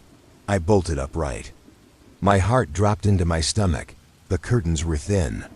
I could see the shadow through them. Someone was standing outside. Not moving, just waiting. Didn't breathe. Then something slid down the window. A streak, a smear, like a wet hand dragging slowly across the glass. The lights flickered. When they came back, the shadow was gone. I checked out before dawn. I didn't even pack. Just grabbed my keys and ran. I drove until my tank was nearly empty. Ended up at my sister's house 3 hours away. She asked why I looked like I'd been crying for days. I lied. Told her it was stress, but she let me stay. I slept in her guest room. The room was warm, clean, quiet. I locked the door, moved a chair in front of it, checked the closet. Under the bed, all clear. For the first time in weeks, I felt like I might actually sleep. And I did. Until 2:42 a.m. It started with the creak of the floorboard. Not the door, not the window. The floor. Right beside the bed. Then tap, tap. Tap on the wood frame. Just inches from where my head was resting. I sat up, heart slamming against my ribs. The room was dark, but moonlight spilled in through the curtains. Enough to see the shape. Someone was standing in the corner, facing the wall, shoulders hunched. Long hair hanging like wet seaweed. Arms too long, reaching toward the floor. It didn't move. Didn't breathe, didn't turn when I whispered my sister's name. The only sound was the soft tapping it made with one finger against the floor. Same pattern. Tap. Tap. Tap. I scrambled for the door, nearly tripping over the rug. Unlocked it. Ran into the hallway. The tapping never stopped. Not until I reached the living room.